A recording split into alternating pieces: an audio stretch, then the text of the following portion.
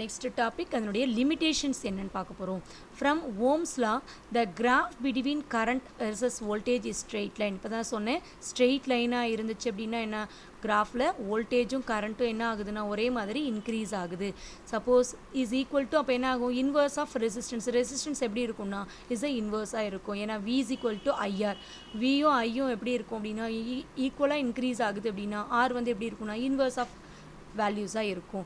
அப்போது is a straight லைனை produce பண்ணும். Suppose materials for which the current against voltage graph is straight line through the origin is set to obey Ohm's law. அப்போ இந்த behaviour எல்லாமே எப்படி இருக்கும்னா ohms லாவை obey பண்ணும். இந்த பிஹேவியர் ஆஃப் ஓம்ஸ் லாவை தான் என்னென்னு சொல்கிறோம் அப்படின்னா இஸ் அ ஹோமிக் அப்படின்னு சொல்கிறோம். அப்போ இந்த ஹோமிக்ங்கிறது is a materials that do not obey Ohm's law are set to be non-ohmic. These materials have more complex relationship between voltage and current.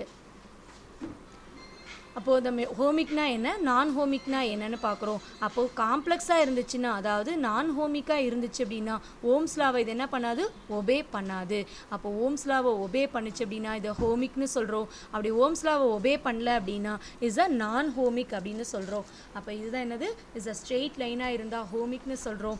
Is a straight lines இல்லை அப்படின்னா அது என்னென்னு சொல்கிறோம் நான் ஹோமிக்னு சொல்கிறோம். ஹோமிக்கு எக்ஸாம்பிள் அப்படின்னு பார்த்தோம்னா அது மெட்டல்ஸ் எல்லாமே ஹோமிக்னு சொல்கிறோம். ஓம்ஸ் லால நான் ஹோமிக் அப்படின்னு எதை சொல்கிறோம் அப்படின்னா டயோட்ஸ் எல்லாமே என்னது நான் ஹோமிக்னு சொல்கிறோம். அடுத்த டாபிக் பார்க்க போகிறோம் என்னது எலக்ட்ரிக்கல் ரெசிஸ்டிவிட்டி. எலக்ட்ரிக்கல் ரெசிஸ்டிவிட்டினா என்ன அப்படின்னு பார்த்தோம்னா இப்போ இது வரைக்கும் கரண்ட்னா என்னன்னு பார்த்தோம், சார்ஜ் எப்படி ஃப்ளோ ஆகுதுன்னு பார்த்தோம், ட்ரிஃப்ட் வெலாசிட்டினா என்னன்னு பார்த்தோம், மொபிலிட்டினா என்னன்னு பார்த்தோம். அப்போ ஓம்ஸ் லா அது எப்படி ஒபே ஆகுது, மைக்ரோஸ்கோப்பிக்கில் எப்படி இருக்குது, மேக்ரோஸ்கோபிக் ஓம்ஸ் லா எப்படி இருக்குன்னு பார்த்தோம். இப்போ அதை பேஸ் பண்ணி எலக்ட்ரிக்கல் ரெசிஸ்டிவிட்டினா எப்படி இருக்குது அப்படின்னு பார்க்க போகிறோம். Electrical resistivity of the material is defined as the resistance offered to current flow by the conductor of unit length having unit area of cross section. அதுதான் என்னது electrical resistivityயோட definition. அதை எப்படி சொல்லலாம்னா R is equal to rho into L by A. ரோங்கிறது என்னவா இருக்கும் இங்கே is a ரெசிஸ்டிவிட்டியாக இருக்கும். ஆருங்கிறது resistance, எல்லுங்கிறது length, ஏங்கிறது ஏரியா. அப்போ electrical resistivity of the material is defined as the resistance offered current flow of the conductor per unit length having the unit area of cross section. அப்போ ரோவை இங்கே வச்சுக்கோங்க, எல்லை வந்து R divided by L ஆயிரும், ஏ வந்து மேலே மல்டிப்ளை ஆயிரும். அப்போ AR by L is equal to ரோங்கிறது தான் ரெசிஸ்டிவிட்டி. இப்போ பாருங்கள் ப்ராடக்ட் ஆஃப் என்ன ஆகும் ரெசிஸ்டன்ஸும் ஏரியாவும் ப்ராடக்டில் இருக்கும், டிவைடட் பையில் எல் இருக்கும். அப்போ இதை எப்படி சொல்லலாம் is a resistance offer to current flow by the conductors of unit length having unit area of cross section. இப்போ the SI unit of rho என்னது இஸ் அ ஓம் மீட்டர் அப்படின்னு கேல்குலேட் பண்ணுறோம். ஏன்னா ரெசிஸ்டன்ஸோட யூனிட்டு ஓம்னு தெரியும், லென்த்தோட யூனிட்டு மீட்டர், ஏரியாவோட யூனிட்டு மீட்டர் ஸ்கொயர். அந்த மீட்டர் ஸ்கொயரும் மீட்டரும் என்ன ஆயிரும் கேன்சல் ஆயிரும். அப்போ ஒரு மீட்டர் இருக்கும், அது கிராஸ் மல்டிப்ளை பண்ணுறப்ப என்ன ஆகும் ஓம் மீட்டர். அப்போ ரெசிஸ்டிவிட்டியோட யூனிட் என்னன்னு கிடைச்சிரும் ஓம் மீட்டர் அப்படின்னு இருக்கும். நெக்ஸ்ட்டு ரெசிஸ்டன்ஸ்னா என்னன்னு டெஃபினேஷன் பார்க்க போகிறோம். The resistance is the ratio of potential difference across the given conductors to the current passing through the conductor. அப்போது ரெசிஸ்டன்ஸ்னால் என்னது த ரேஷியோ ஆஃப் potential difference across the given conductor to the current passing through the conductor. அதனால தான் R is equal to V by I. Ohm's லால இருந்தே தான் எடுக்கிறோம். V is equal to IR formula, அதில் Rல இருந்து வேல்யூஸ் எடுக்கிறோம். R is equal to V by I. அப்போ இந்த SI யூனிட் ஆஃப் ரெசிஸ்டன்ஸ்ங்கிறது என்னது is a unit is ohm. R is equal to ohm அப்படின்னு சொல்கிறோம். அப்போ வோல்ட் பர் ஆம்பியர்னு சொல்லலாம் அல்லது ஓம்னு சொல்லலாம். அப்போ அந்த SI யூனிட் ஆஃப் ரெசிஸ்டன்ஸுங்கிறது எதை சொல்கிறோன்னா ஓம்னு சொல்கிறோம். அப்போ அந்த ரெசிஸ்டன்ஸ் அப்படின்னு டெஃபனேஷன் சொன்னோம் அப்படின்னா அதை ஓம்னு சொல்கிறோம். அப்போ ரெசிஸ்டன்ஸ் முதல்ல ரெசிஸ்டன்ஸ்னால் என்ன அப்படின்னா இஸ் அ மின் தடைன்னு சொல்லுவோம். அதாவது control of flow of charges அப்படின்னு சொல்கிறோம், அதாவது ஃப்ளோ ஆஃப் எலக்ட்ரான்ஸை சொல்கிறோம்.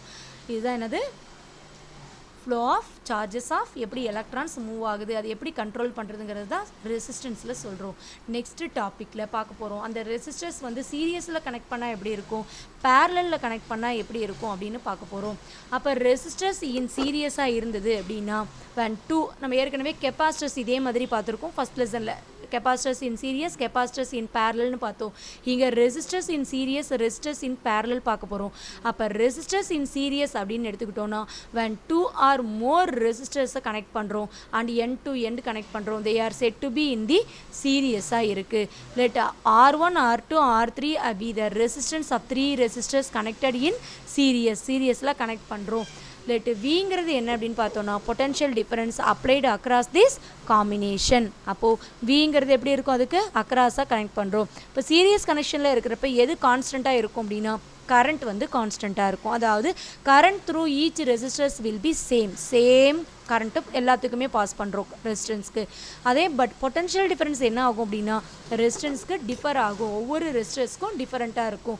அப்போ let V1, V2, V3 be the potential difference across R1, R2, R3 respectively. From Ohm's லாவை நம்ம இங்கே அப்ளை பண்ணுறோம். V is equal to IR formula நமக்கு தெரியும். அப்போ ஃபஸ்ட்டு ரெசிஸ்டன்ஸ் அப்படின்னா V1 is equal to IR1, second resistance அப்படின்னு சொன்னால் V2 is equal to IR2, V3 அப்படின்னா IR3 எக்ஸெட்ரா இப்படி போயிட்டுருக்கும். இப்போ அடுத்தது இதனுடைய டோட்டல் பொட்டன்ஷியல் டிஃபரன்ஸ் நம்ம எத்தனை ரெசிஸ்டன்ஸ் அப்ளை பண்ணுறோமோ அதை பொறுத்து அதனுடைய வேல்யூஸ் எக்ஸெட்ராவாக இருக்கும். இப்போ 3 ரெசிஸ்டன்ஸ் இங்கே யூஸ் பண்ணுறோம், அப்போ 3 வேல்யூஸ் இங்கே இருக்கும். அப்போ V is equal to V1 plus V2 plus V3ன்னு இருக்கும், is equal to IR1 plus IR2 plus IR3. அப்போ V is equal to I into R1 plus R2 plus R3. இதில் RS அப்படிங்கிறது ஈக்குவலண்ட் ரெசிஸ்டன்ஸ் இன் serious கனெக்ஷனாக இருந்துச்சுன்னா V is equal to IRSஆக இருக்கும். அப்போ இது எல்லாத்தையும் substitute பண்ணோம் அப்படின்னா IRS is equal to I into காமனாக எல்லாமே I இருக்குது, எல்லாத்தையும் வெளில எடுக்கிறோம். அப்போ I into R1 plus R2 plus R3 அப்படின்னு கிடச்சிரும். இது எல்லாத்தையும் கேன்சல் பண்ணோம் அப்படின்னா என்னவாகும், அப்போங்க IR I cancel ஆயிரும். அப்போ RS equal to R1 plus R2 plus R3. When resistance are connected in series, the equivalent resistance is equal to RSங்கிறது எப்படி சொல்லலாம், இப்போ நம்ம ரெசிஸ்டன்ஸ் எல்லாத்தையும் சீரியஸில் கனெக்ட் பண்ணியிருக்கோம். ஈக்குவலண்ட் ரெசிஸ்டன்ஸுங்கிறது RS. அப்போ RS எதுக்கு ஈக்குவலாக இருக்குது, சம் ஆஃப் R1, R2, R3ங்கிற ரெசிஸ்டன்ஸ்க்கு ஈக்குவலாக இருக்குது. அப்புறம் எப்படி சொல்லலாம், when resistance are connected in series, the equivalent resistance is sum of individual resistance. இது எல்லாமே இண்டிவிஜுவல் ரெசிஸ்டன்ஸாக இருக்குது, இது ஈக்குவலண்ட் ரெசிஸ்டன்ஸாக இருக்குது. அப்போ இந்த ஈக்குவலண்ட் ரெசிஸ்டன்ஸ் எது இன் சீரியஸ் கனெக்ஷனில் இருக்கிறப்ப எது கிரேட்டராக இருக்கும் அப்படின்னா will greater than the each individual resistance. R1, R2, R3யை கம்பேர் பண்ணுறப்ப RS வந்து கிரேட்டராக இருக்கும். அதுதான் இந்த 2 பாயிண்ட்டும். அப்போ இது லாஸ்ட் இது வரைக்கும் என்ன ஆகுது, இம்பார்ட்டன்ட் பாயிண்ட். இதை முடிச்சு இதோட என்ன பண்ணணும், ரெசிஸ்டர்ஸ் இன் சீரியஸ்னு கேட்டால் முடிக்கணும். நெக்ஸ்ட்டு ரெசிஸ்டர்ஸ் இன் பேரலல் அதே மாதிரி பார்க்குறோம். when 2 or more ரெசிஸ்டர்ஸ் என்ன பண்ணுறோம், கனெக்டட் இன் அக்ராஸ் எப்படி கனெக்ட் பண்ணுறோம், சேம் பொட்டன்ஷியல் டிஃபரன்ஸாக இருக்கும். They are set to be in the பேரலல்னு சொல்கிறோம். அப்போ 3 ரெசிஸ்டன்ஸை பேரலாக கனெக்ட் பண்ணுறோம், வோல்டேஜை அப்ளை பண்ணுறோம். இங்கே கரண்ட் வந்து எப்படி இருக்குது, இண்டிவிஜுவல் ரெசிஸ்டன்ஸுக்கு சேஞ்ச் ஆகுது, பட் வோல்டேஜ் வந்து ரிமைன்ஸ் சேமாக இருக்குது. பொட்டன்ஷியல் டிஃபரன்ஸுங்கிறதும் வோல்டேஜுங்கிறது சேம். அப்போ இந்த பேரலல் கனெக்ஷனில் பார்த்தோம் அப்படின்னா potential difference across each resistance will be same, but current flows through the different resistors will be different-ஆக இருக்கும். கரண்ட் என்ன ஆகுது, ஃப்ளோ ஆகுறது டிஃப்ரெண்ட்டாக இருக்கும். அப்போ let I1, I2, I3 be the current flow of R1, R2, R3 respectively. இப்போ இங்கே ஓம்ஸ் லாவை நம்ம இங்கேயே அப்ளை பண்ணுறோம். V is equal to IR.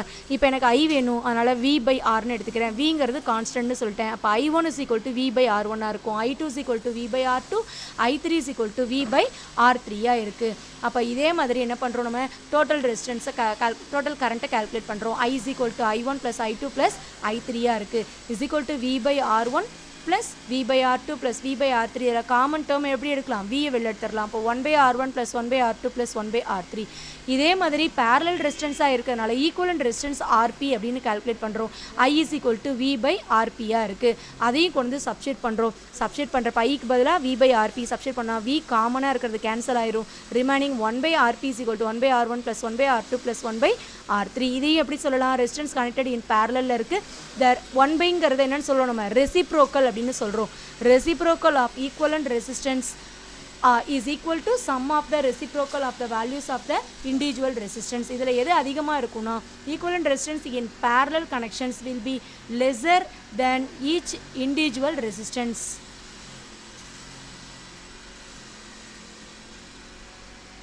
அப்போ இது எது கிரேட்டராக இருக்கும் அப்படின்னு பார்த்தோன்னா இஸ் 1 by RPயை விட 1 by R1 plus 1 by R2 தான் கிரேட்டராக இருக்கும். இதோட ரெசிஸ்டர்ஸ் இன் சீரியஸ் பேரல் பார்த்துட்டோம். ஓகேவா, நெக்ஸ்ட் டாபிக்